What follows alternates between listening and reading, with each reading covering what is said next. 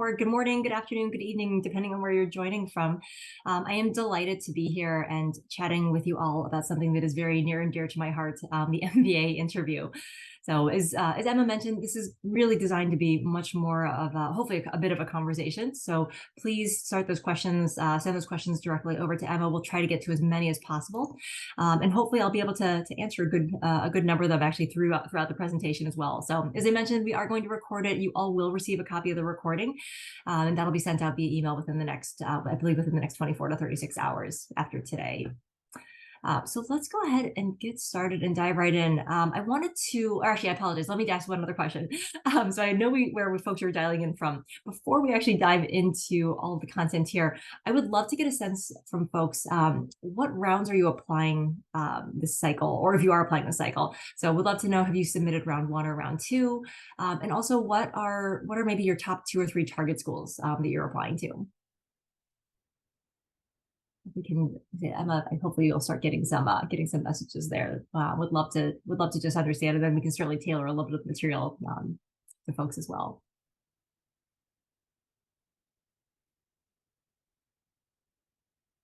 And while those are coming in, as I mentioned, here's sort of an overview of what we'll be talking about this evening. So we'll talk, we'll kind of start at 35,000 feet. We'll talk about the MBA interview at large, how it's very different from perhaps if you went to school in the US, how the undergraduate interview process works, and also just how it differs as well from traditional job interviews.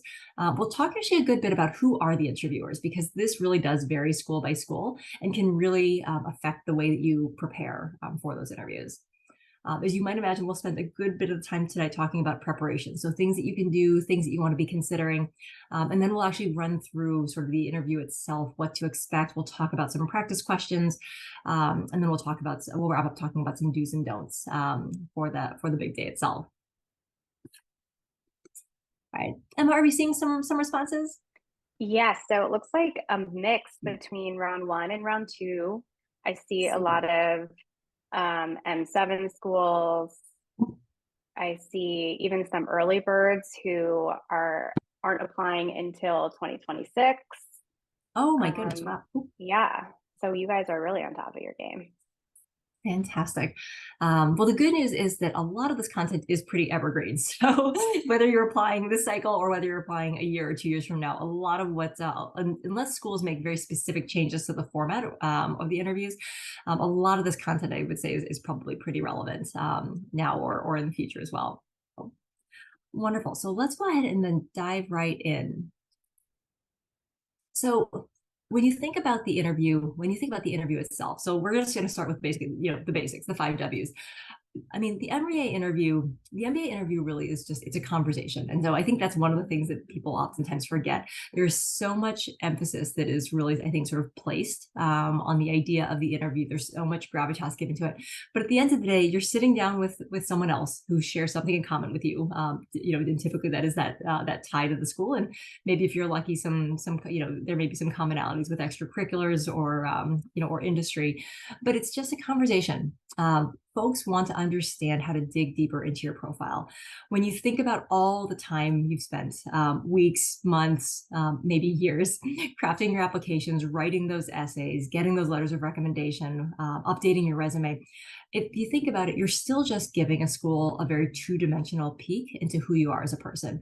And so when you think about the interview really is designed to take that 2-dimensional profile and make it to 3-dimensional. And so that way, when the admissions committee is sitting there reviewing your application, and we'll talk a little bit about what holistic admissions really means at a high level, it gives them an opportunity to breathe a little bit more life into your application. So the things that you are maybe limited on what you can say in your application because of those pesky word counts, this is your opportunity to breathe a little more life into that profile.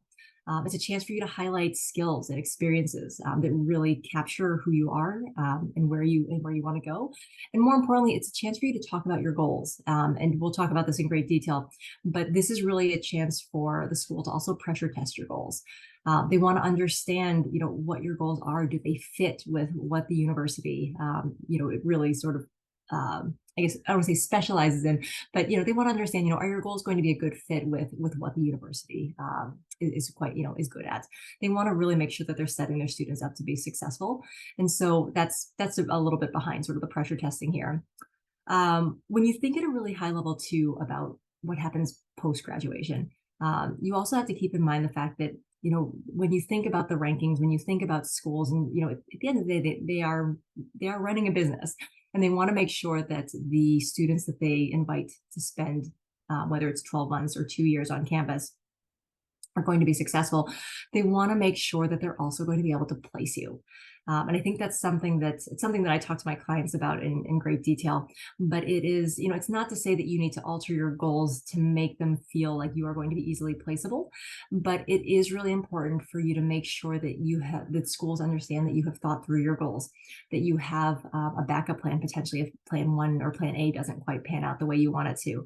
But more importantly, that you're coming to school, basically with an open mind, recognizing that for a lot of folks, I think they enter business school with one thing in mind. And I always tell students, you don't know what you don't know. And so 12 months, 18 months, 24 months later, you graduate and you realize, maybe your original plan has evolved a little bit. And so schools are looking also for that openness. Are you willing, are you able to evolve and recognize that, that your goals can and probably should be a little bit malleable. As I mentioned, when you think about the who, you've got admissions committee representatives, you have alumni, and you have students. We'll talk about that in much greater detail in the next slide. The when is typically by invitation and after application submission, and that is by round. So glad to hear we have a lot of round one folks who are probably waiting with bated breath for those interview invites to come out. And and the where is virtual or in person. So virtual interviews happened pre-pandemic. They've obviously become much more popular post-pandemic. And there are a couple of things that you'll want to consider as you think about sort of what it means to virtually interview versus an in-person interview. The other thing I want to just mention here is that the length of interviews is going to vary as well. So typically, for example, the HBS interview is traditionally known as being a 30-minute conversation. Many folks will call it the fastest 30 minutes of your life. I have heard anecdotally, and I'm sure you have as well, if you spend any time reading any of the forums, that there are some folks whose interviews end up going an hour, hour and a half, 2 hours. I will say that is definitely not the norm. Most interviews are going to be anywhere from 30 to 45 minutes, and that's typically what you should be preparing for. But just to, but I think it is good to just keep in mind that sometimes, because you're talking about human interaction, things may certainly not go quite as you initially planned. And this is just part of the preparation process, is making sure you're putting yourself in the very best position to be prepared on interview day. So let's talk for a minute about the interview evaluation. So what are interviewers actually looking for? So as I mentioned, they're going to want to understand your goals. Are they feasible? What is motivating you? What are you passionate about? They mentioned, are you coachable? Are you open to feedback? I'm sure you have all heard about building your narrative, building your brand, building your story, and telling that. So interviewers are going to want to understand, what is so interesting and compelling about you. For so many of these programs, they are seeing thousands of applicants. And as you might imagine, and as you probably know, there are some industries that are probably a little more overrepresented in those applicant pools than others. And so it is so important to think about, what defines you as a person. So if you are in management consulting, if you are in finance, that there are going to be a lot of folks coming from that industry. What is interesting and compelling about your candidacy that makes you stand out?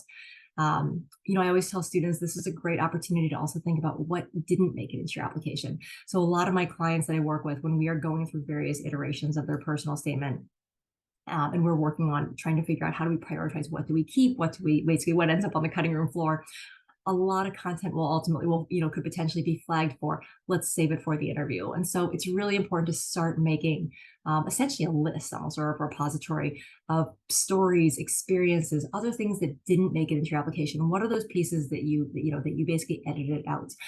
And those are things that you can think about how to potentially weave into some of your storytelling in your interview. They're going to, and this sounds funny because obviously, I think that you would think that if someone is submitting an application to a program, they are genuinely interested. But as you probably know, business school business schools are incredibly competitive. And in order to be smart about your candidacy, you want to make sure that you're casting a wide net. Interviewers are going to try to suss out, are you genuinely interested in attending their program? And we'll talk again about the importance of research in a bit, but you want to make sure that you are being specific, that you are being genuine and authentic when you talk about the program, when you talk about the university. And this ties in nicely to this idea of, will this student ultimately be successful at the university? That's really what they're, really what they're trying to gauge here. And then lastly, this is always sort of like the litmus test here for interviews. I think, it's the, are you interesting? Are you compelling? At the end of the day, are you someone that I want? Are you someone that I want in my study group? Are you someone that I want in my cohort, or potentially as my roommate? And so it's not to say that, you have to get along and become best friends with your interviewer, but this is something that, that schools are looking at. Are you able to communicate well? Do you exude confidence?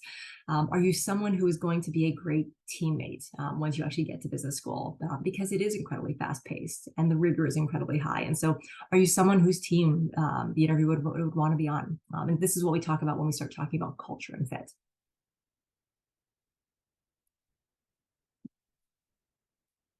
Let's see, let's talk a little bit about holistic admissions. And so I think one of the things that's interesting about holistic admissions is just this notion, I think most people would like to believe that this is something that schools have been doing forever. As you probably can imagine, there certainly have been various iterations when it comes to admissions and what schools look for. And I think there's a reason why some of the very common data points that folks first ask about are, what was your GMAT or your EA score? What was your undergraduate GPA? How many years of work experience do you have? But the idea behind holistic admissions is that schools are really committing themselves to recognizing that real people are applying to these programs. And if you are a real person, that means that you are going to have a balance of different things that make you you. And so the idea of holistic admissions is really, this idea that thinking about your application in many ways is a jigsaw puzzle. So everything in your application is going to play a role, and it all has to sort of fit in this nice and neat way. Enough tangential overlap so it doesn't feel like there are a lot of outliers, but certainly not so much overlap that it feels like there are redundancies in your application. And so thinking about your professional experience, how do you position that? How do you talk about it in your essay potentially? How do you talk about your experiences in your resume? How do you couple that then with academics? If, for example, your undergrad experience doesn't necessarily relate directly to the type of work you've been doing, how did you decide to make that transition? Again, every single piece is going to be a part of the story. Your extracurriculars, your community service. How are you basically choosing to spend the time outside of work? That's really a strong signal to a school. It tells them a lot about what type of community member you're going to be. How are you going to contribute to the overall culture at the university? And really, at the end of the day, too, thinking about, is there alignment with the school's mission and their values? We'll talk, I talk a lot about brand. As Emma mentioned, I'm a marketing and branding exec by trade. And so I really look in many ways at admissions consulting as an exercise in building a personal brand and aligning it and basically finding product market fit. So looking at what schools' missions and values are, looking at the types of things that they value in students, in their community, and then really how do you develop and build a brand and a profile, a very distinct point of view through your essays, through the interview that aligns with those things. All of those things are underscored here by soft skills. So I'm sure you all know the importance of leadership, the importance of being able to, again, show and exude confidence, this idea of being able to demonstrate grit and resilience. I think also, and we'll talk about this when we a little bit later, but I think also the importance of being able to recognize and talk about weaknesses or failures. I think for a lot of folks, I'm sure everyone has rehearsed a cookie cutter weakness answer about how, oh, I'm too perfect or I'm too hard on myself. Schools want to hear real stories. They want to hear what are the things you're not so great at, because at the end of the day, we all know that we all have weaknesses and flaws. But what's important is how you talk about what you have done to mitigate against those, to improve and to evolve. Again, this goes back to this idea of being able to show that you are coachable and that you are open to feedback. There are a lot of ways that you can really turn a weakness into a positive if you are able to demonstrate growth and openness. All right, so let's talk a little bit about preparation. I always tell students that one of the most important things is, when you think about the interview, you want to make sure that you obviously know your application incredibly well, but you want to make sure that you are setting yourself up to avoid redundancies.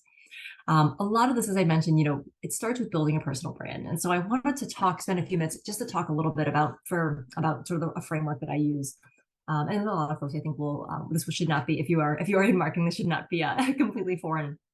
But I think it's a great exercise to go through if you haven't already, as you are building out your applications. But certainly for the interview itself, I think this is a great exercise to spend some time on, to really think about how are you going to position yourself? How are you going to talk about yourself in a conversation with someone else? So the idea here with building brand is, number one, you want to think about purpose. And what that really means here is think about your end goal. And so as many of you probably know, a lot of applications will ask you to talk about where do you see yourself post MBA. Certainly it comes up in the interview. And I think it's really important to define what that end goal is. I think more importantly, when you start thinking about what that North Star is, what that, sort of what that ultimate sort of dream job or career might be, recognizing that it often takes multiple steps or multiple phases to get there. And so being able to clearly articulate that there are going to be some sub goals along the way, I think is very important. But again, whether it's in your application or whether it's in the interview itself, but it's really important to be able to show that you have thought this through, and that you recognize that there are going to be multiple steps that you need to take in order to get to achieve that ultimate end goal. Competition. So I realize sometimes it's a little funny talking about competition when, in theory, if any of you folks are applying to the same schools, in theory, you're competing with each other. But I think it's healthy to think about competition in a couple of ways. So number one, when you think about your competition, as I mentioned earlier, obviously, there's some industries that are probably, overrepresented in the admissions space. I think it's really important to start thinking a little bit about, again, how do you differentiate yourself?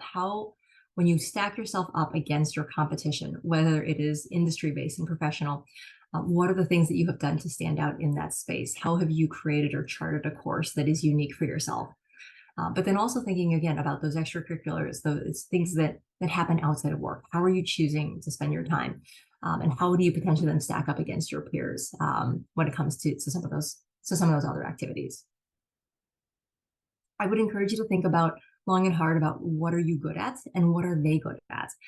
So when you think about the folks, for example, with whom you are working, I think it's really important to take a strong, honest, critical look at, and be really realistic about, what are your superpowers at work? What are the 2 or 3 things that people come to you for because they know that you are better at those things than anyone else? And then conversely, what are the things that they don't necessarily come to you asking for help with? So again, really trying to distill down and thinking about what are some of the things that you can talk about that really are going to help you stand out in this process. When you think about audience, I think that, the knee-jerk reaction here is, who are you trying to convince or persuade? It's an admissions committee. But I think more broadly, you need to think about, when schools are putting together a class, they really want to make sure they're putting together a very well-rounded, diverse cohort.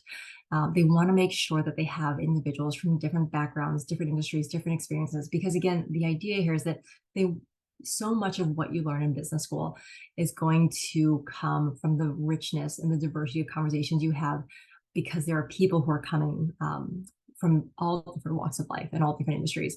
And I think that's so much of the richness that you get in the MBA experience. And so admissions committees, I think, have a tough job when they think about what are those profiles, or what are those personalities, what are those experiences that we're trying to collect.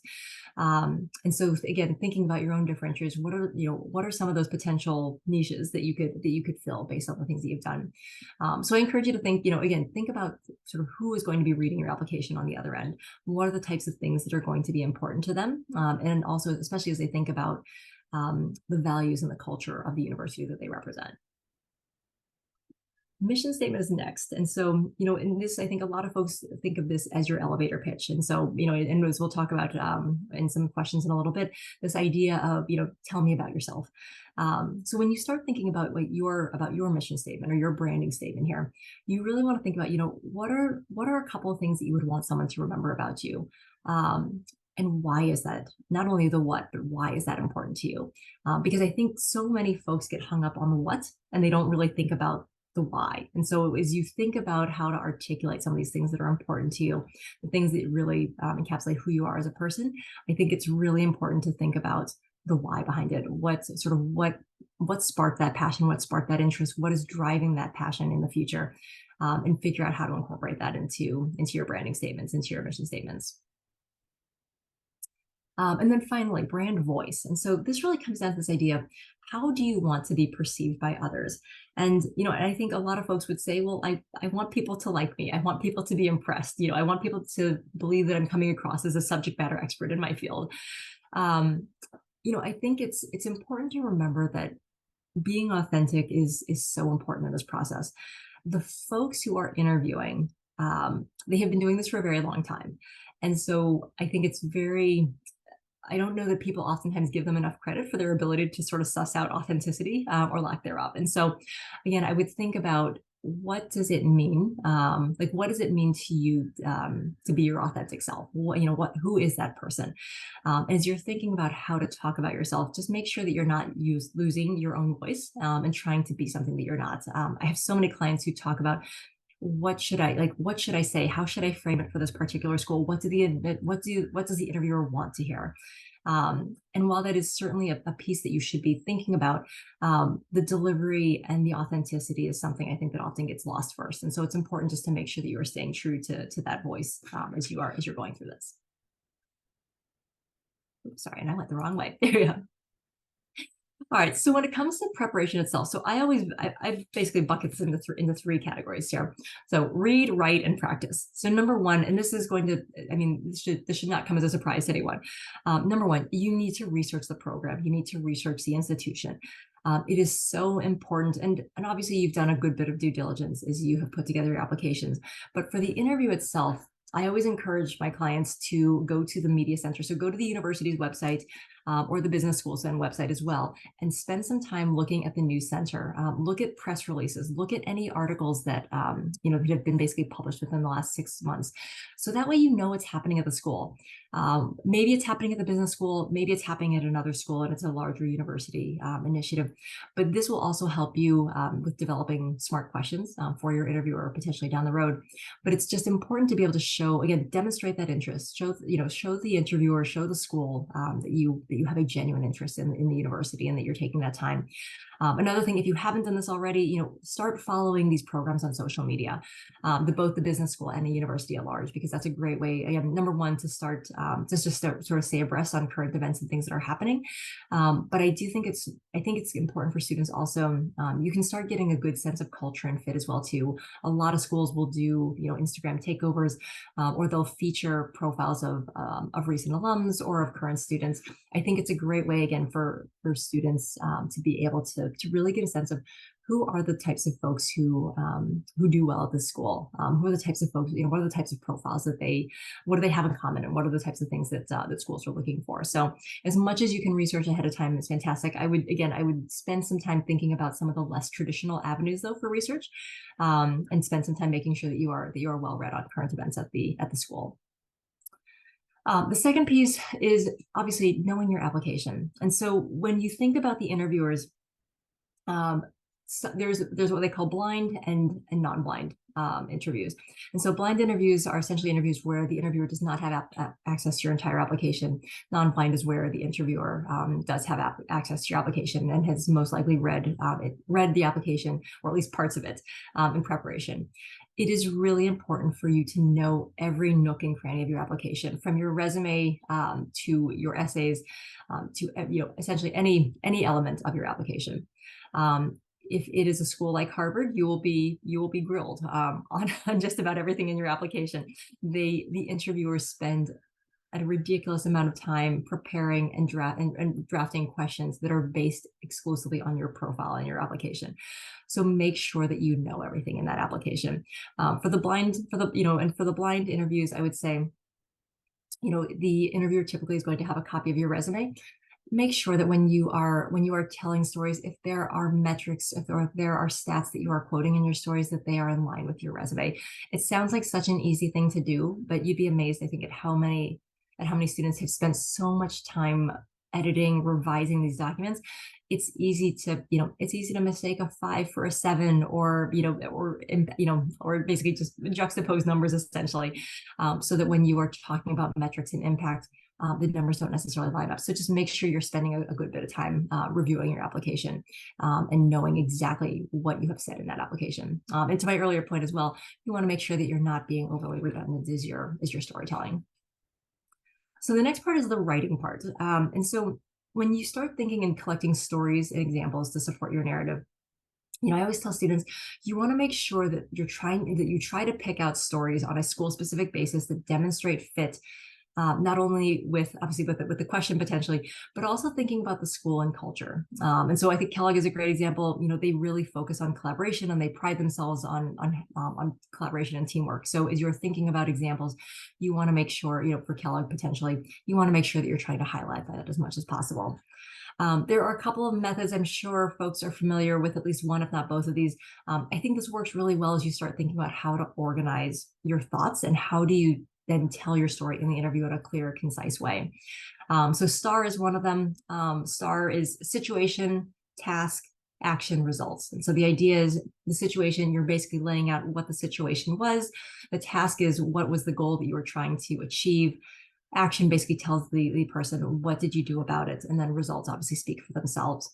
And Carl is very similar. Carl is context, action, results, and learning.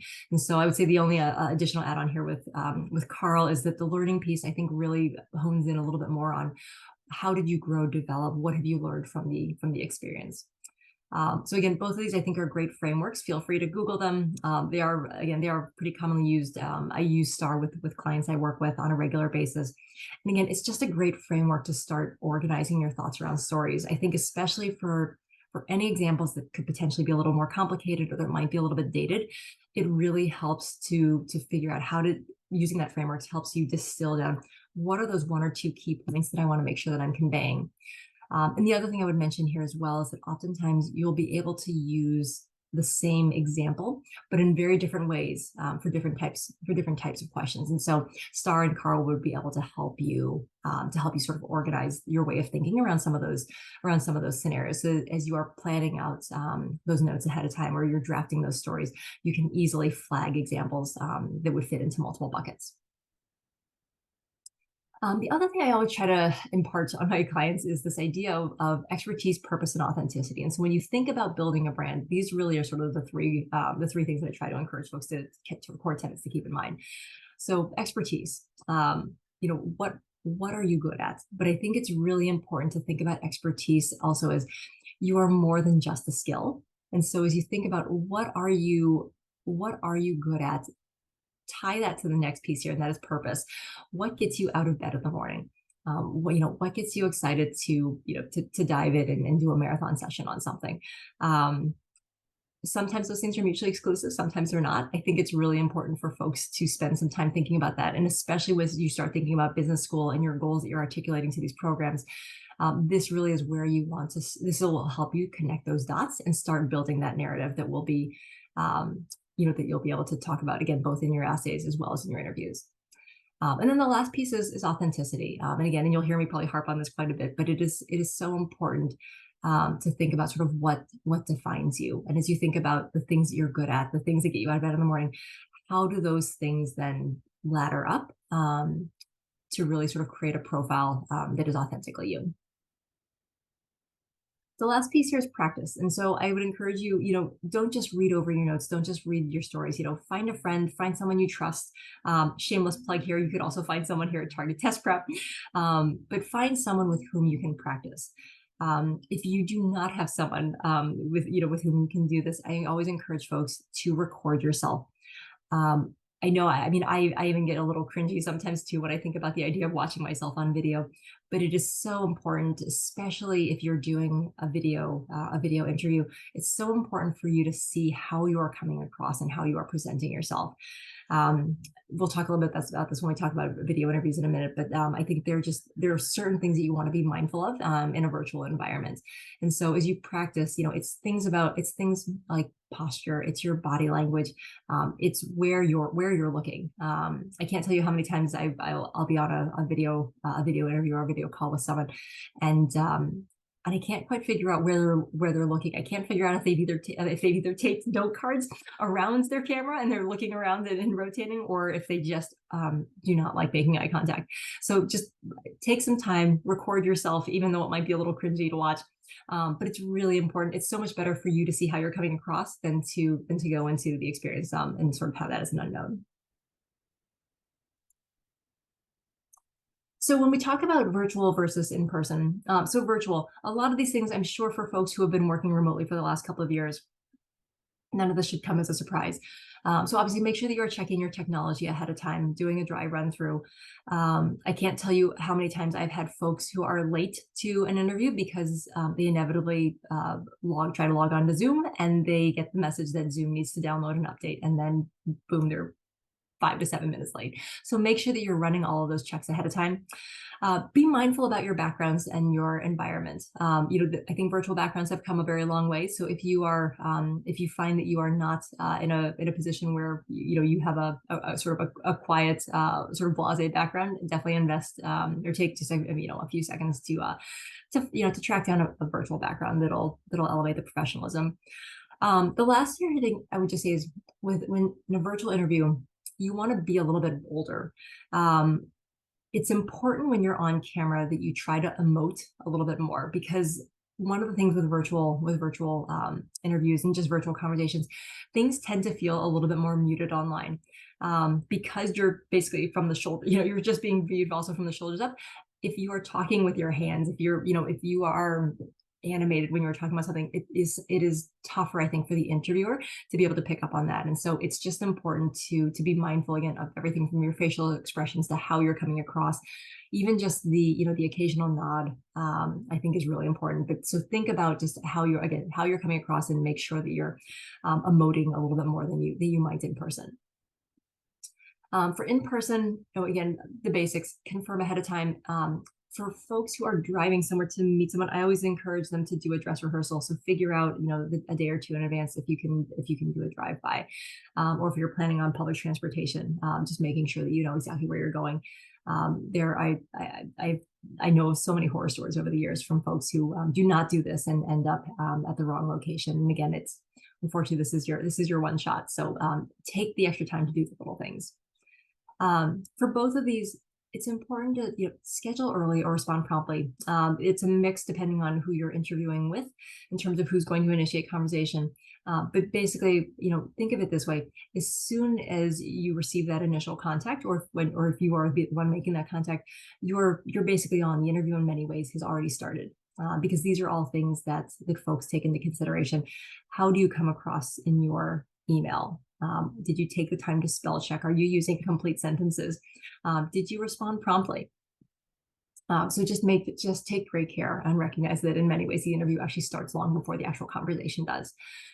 Make sure that you're arriving early, again, whether it's in person or virtual. And the last piece is just take the time to look professional. Think about the role that you are interviewing for, and just make sure that is something that you are being very cognizant of.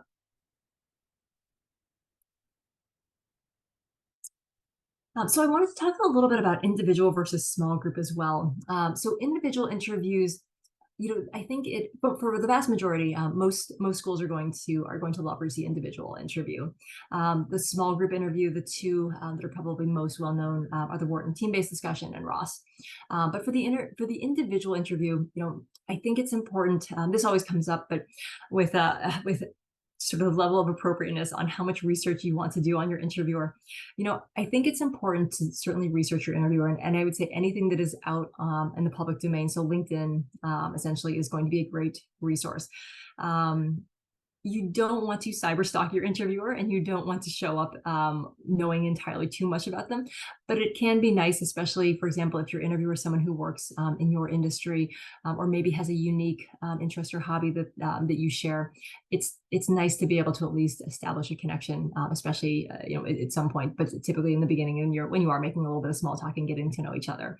But just be mindful of the research piece here. When you think about your responses in the individual one-on-one setting, you want to be brief but thorough. And over the years, I'll be honest, I've heard everything from, should my response be 30 seconds? Is 3 minutes too long? Typically, the rule of thumb I give folks is you don't want to go over 2 minutes for the most part.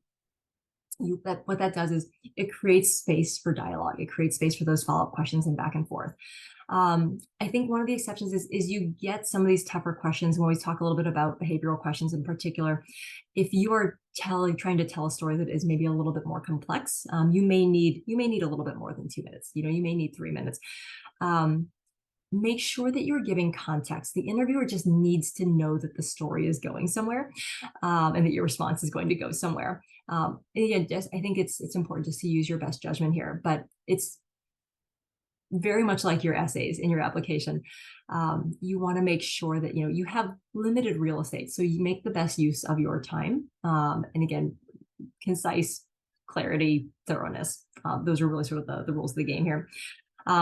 You want to make sure also that you are striking a balance between confidence and arrogance. And so, as I mentioned before, one of the things that interviewers are looking for is confidence.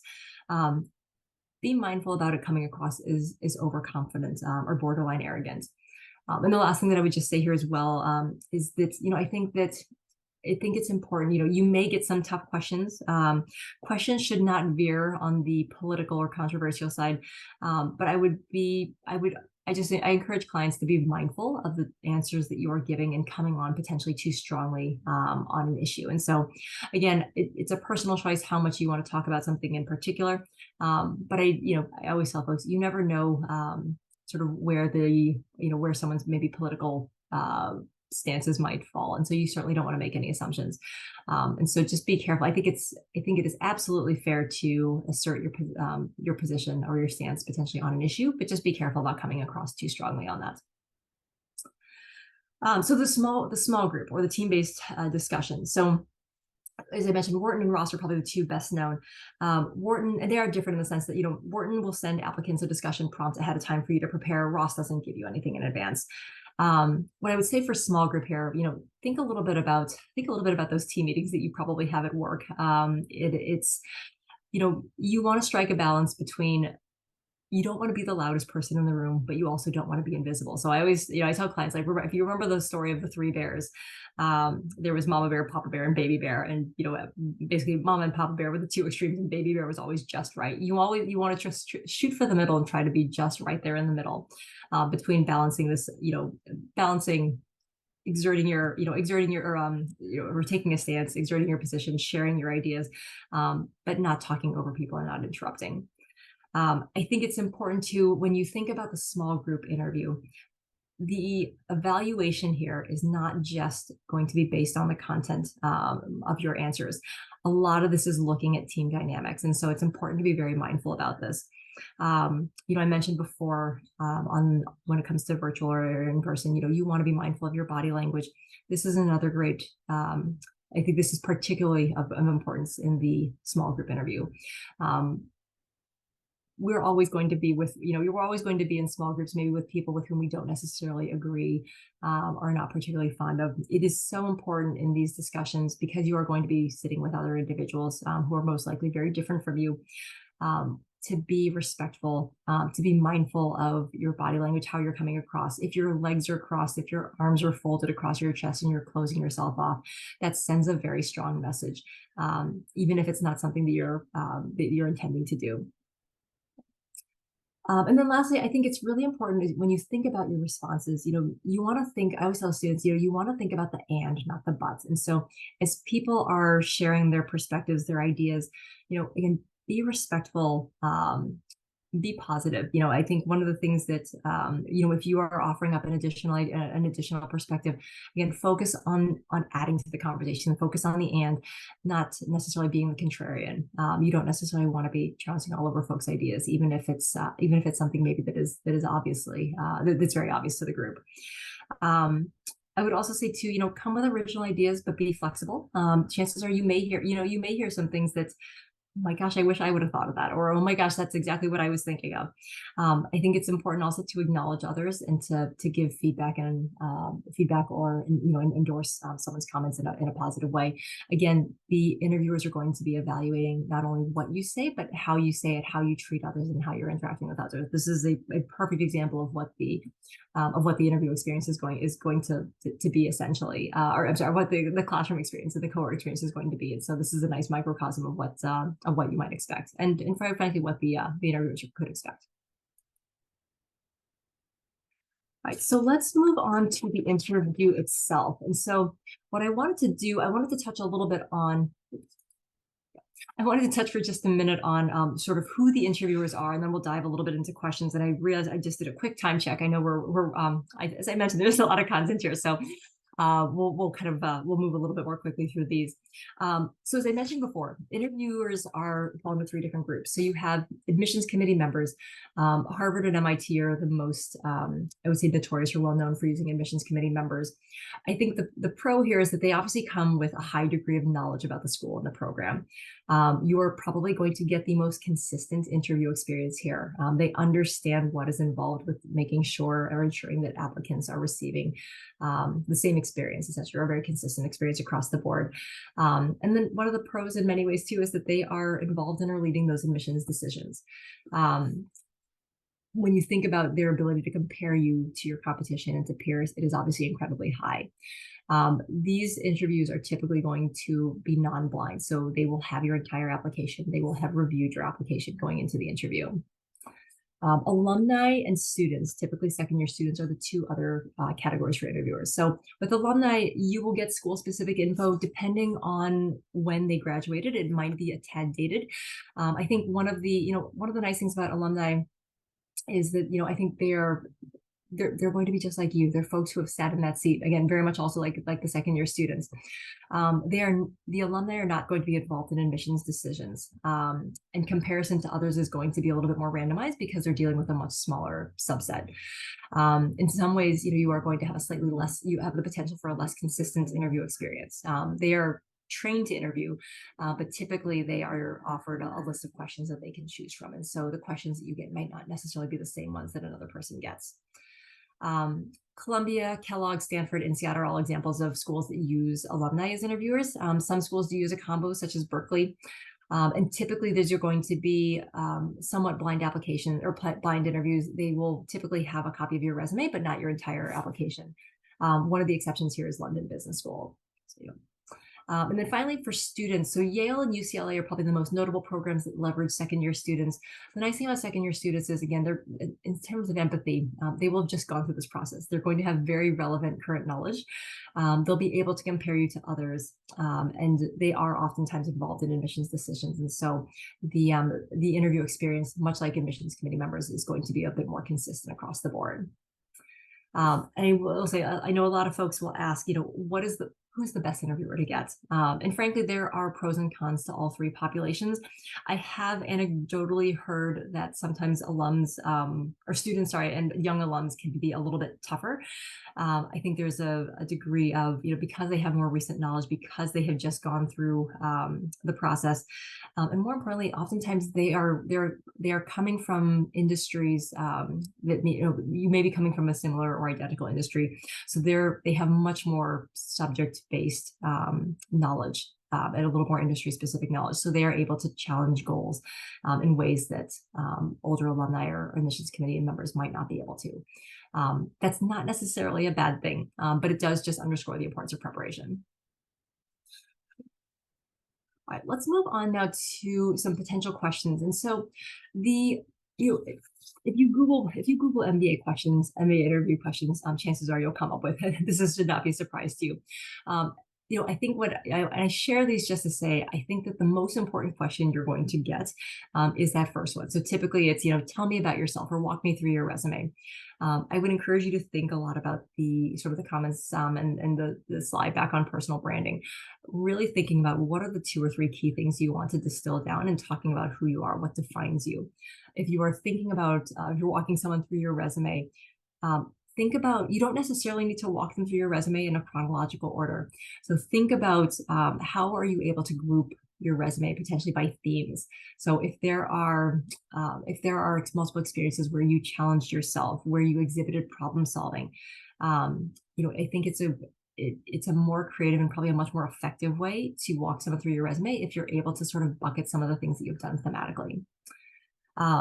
I would also just say, think a little bit more about the why as you're answering some of these questions as well. So it's less about the what and more about the why, because you've articulated the what very clearly in your application.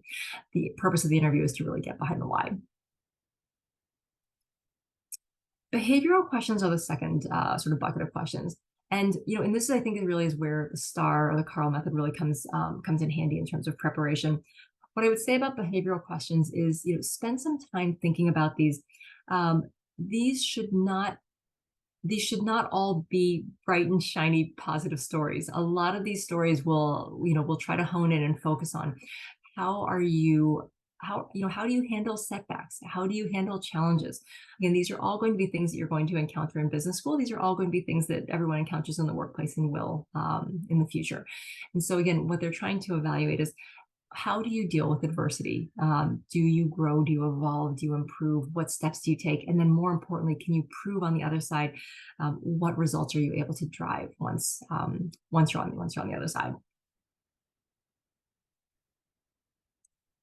Finally, I just wanted to wrap up with some do's and don'ts. And so some of this should be, or not, well, really, I think none of this should be a super surprise to most of you, because I think we've covered a good bit of this. But I think most importantly, what I would leave you with here before we move on to Q&A, is that, when you think about the interview, and especially if I think everyone has those moments of doubt during the interview where they think, oh my gosh, I'm blowing it. I think this is going really badly. Don't get hung up in the moment. Go back to, think about what I said at the very beginning. The interview really is a conversation. In so many ways, it really is just a smaller snapshot, or a microcosm of how you actually communicate.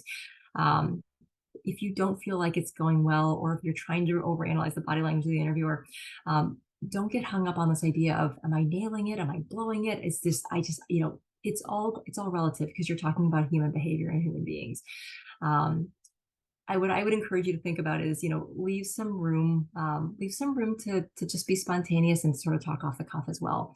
I think some of the best conversations I have had in interviews when I have been the interviewer, has been when the interviewee and I go off on a little bit of a tangent, because they drop a little nugget, or they drop an Easter egg that's really interesting that I want to probe into a little bit more.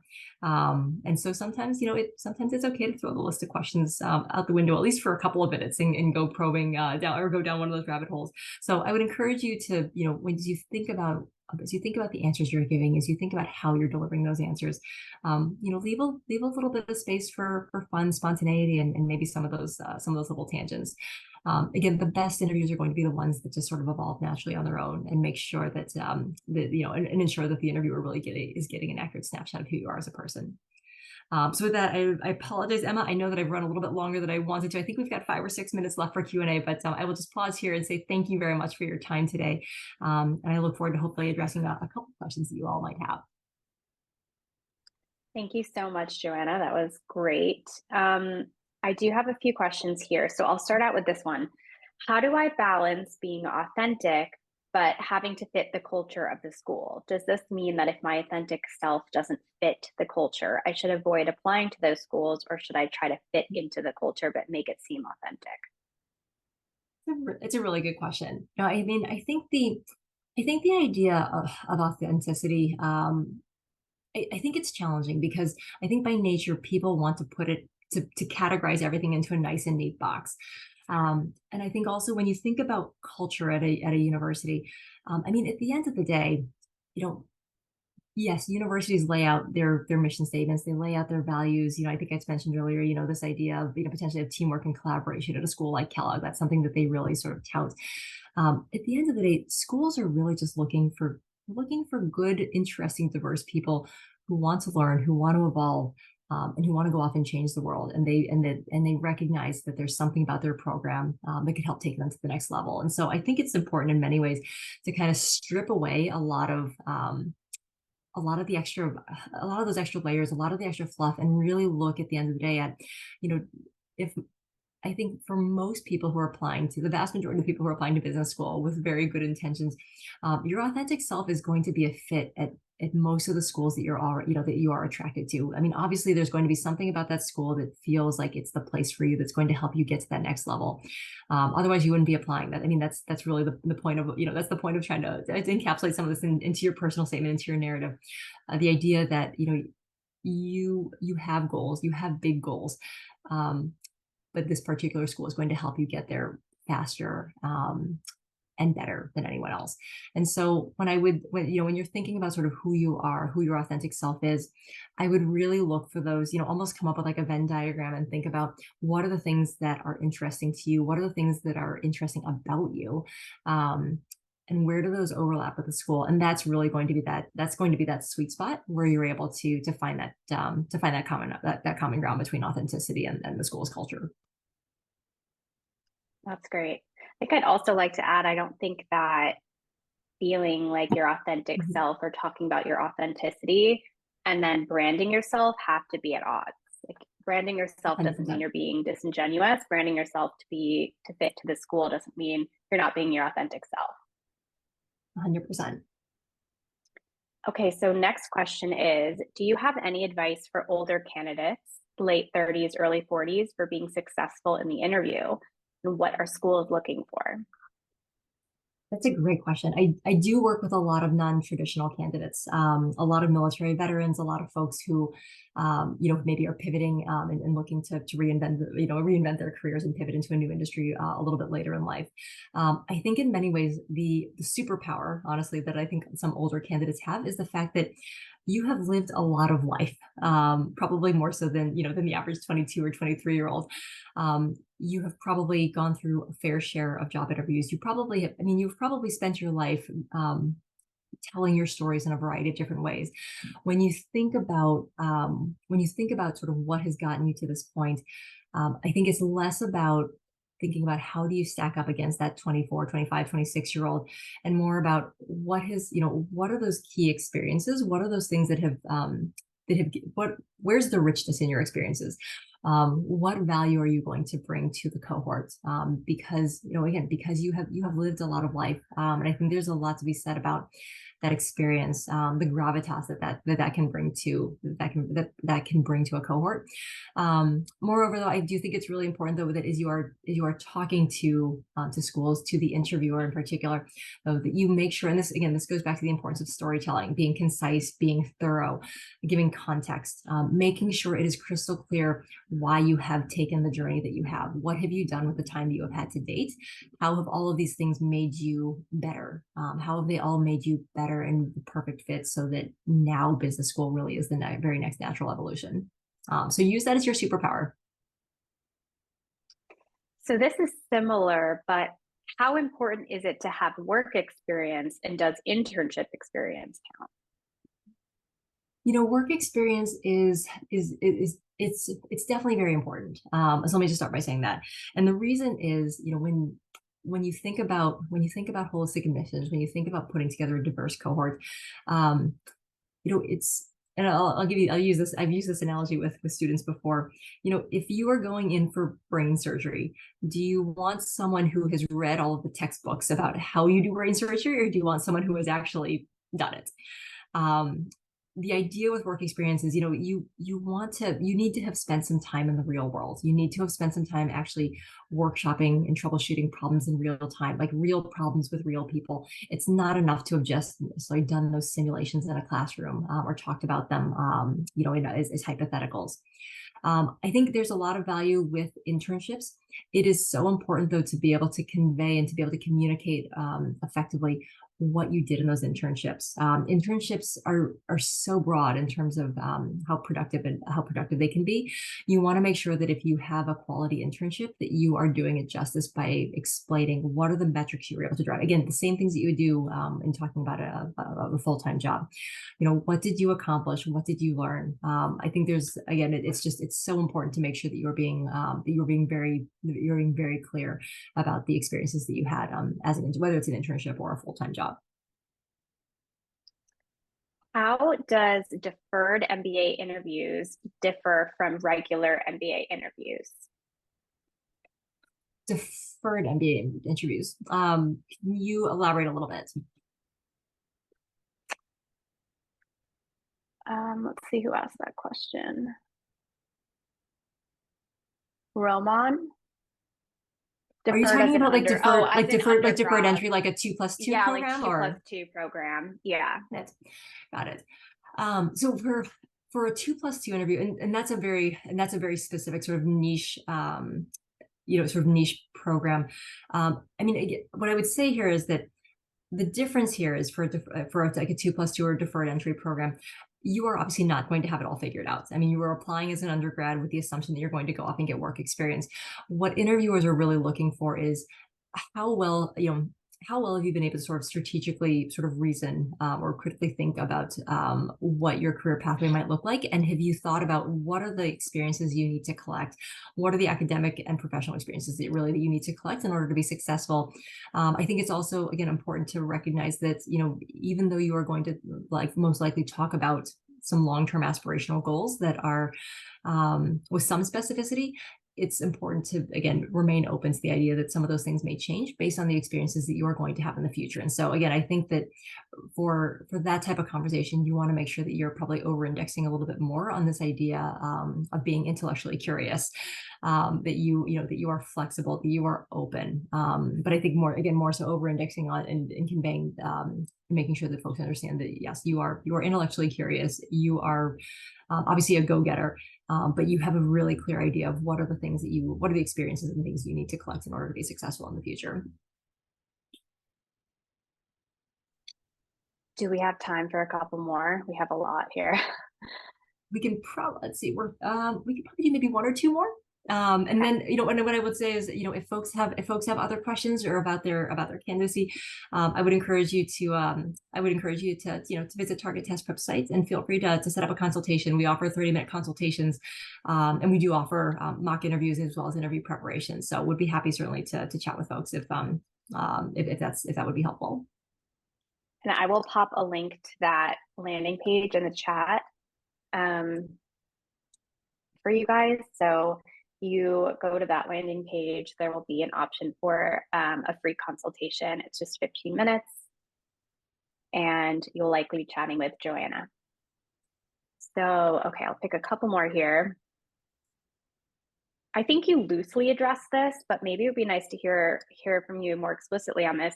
Typically, have interviewers seen or read your application before the interview, or is it totally fresh? So it completely depends. And so when I was talking a little bit about the three different buckets, so if it's an admissions committee interview, so for example, like Harvard or MIT, they will have access to your entire application. If it is Harvard specifically, they will have read your entire application and they will have written questions specifically for you based on your application and your resume. Alumni and students typically will have access to your resume. Alumni typically aren't getting anything more than that. Students, in some cases, they may have a little bit more, but typically those they'll have your resume ahead of time. They'll likely have a list of questions that they are selecting from, and they may and there may be a little bit of going off script from there. But but for the most part, it's that's sort of the breakdown by interviewer. Awesome. Although most admissions consider an applicant holistically, do you think a good interview can overcome a weak aspect in one's application, such as a low GMAT score or undergrad GPA? That's a tricky question. When you think about mitigating weaknesses, the interview is a great place to address those. And so I think it's important. I have coached many clients on how do you address, basically, how do you show but not tell? So if your GMAT score is not great, but you have worked on a lot of quantitative projects, for example, at work, or if you're involved in extracurricular activities, it is important to be able to articulate that essentially somewhere in your application, but also in the interview. So think about the interview as a way to talk about things that aren't necessarily fully fleshed out in your application, but certainly feel free to kind of go on offense essentially in the interview to really sort of address those head on. It's not, it's hard to say whether that's enough to turn the tide necessarily, but I think it can certainly help an admissions committee when they are reading the interview report in conjunction with the rest of your application. If it provides a little bit of color, for example, as to maybe why your undergraduate GPA was a little bit lower. If, for example, you were working 3 jobs and you were living at home and helping take care of your family, maybe your undergraduate GPA may not have been as high. It's important to be able to provide some color, so that there is a little bit of context there. But it's not I wouldn't say there's a sort of a one for one trade-off though, in terms of, if you say this in the interview, then it offsets this. Awesome.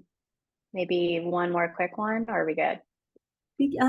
Yeah, we can do I'm one more. holding you hostage here. We can do one Okay. more. So this person has an art background, so their resume doesn't have much in the way of metrics. What is a good way to overcome a lack of quantifiable data when telling stories in the interview? Well, and I don't know much about what type of art you are producing, but I mean, I think that if you think about just about any activity, there certainly are business or operational components with in every field. And so I would encourage you to think, a little more creatively potentially about what are some of the business elements that you've had to take into consideration as part of your career as an artist. I think in many ways, what I would also suggest is that the natural question that I would probably have as an interviewer then is why do you want the MBA? And if it is to help give you some, basically give you the skills and the foundational knowledge to be able to turn your art into a thriving business or help take that business potentially to the next level, then I think I think that's probably the more natural way to address some of those things. But I would really try to think about, I think in every activity and in every type of work that folks do, you know, I mean, this is why the MBA is so great. I mean, I think there are business principles and tenets that can be, that can be sort of sussed out or they're baked into everything that we do. And so I encourage you to think about, if there are, even if it's basic things like thinking about, about supply chain issues and maybe how that, if you are, if you're an artist who's been impacted by supply chain issues and how is that, like, what are the effects basically that has had on your ability to create, for example. I've worked with a lot of folks who are musicians and who have done, for example, who have done some production work on the side. There's so many business elements when you start thinking about the technology, and when you think about the technology behind production, but then when you start thinking about the business and the economics of trying to track down studio time, for example, and how you make the most of that time. So I think it's I don't think that there's any industry or any job that is completely free of business. Sometimes you just have to think a little bit more creatively about how to find some of those stories. That was a great answer. All right, everybody. I'm sorry if we didn't get to your questions. We need to let poor Joanna go now. Thank you so much, Joanna. This was really, really enlightening. We will be sending a recording of this via email, so look out for that in your email. And any other closing parting words, Joanna? Good luck to you all. Just be your wonderful, authentic selves, and the rest will take care of itself. And thank you so much for the opportunity to spend some time with you all. And like I said, I wish you all the best of luck. And if I can be of any help in your journey, please don't hesitate to reach out.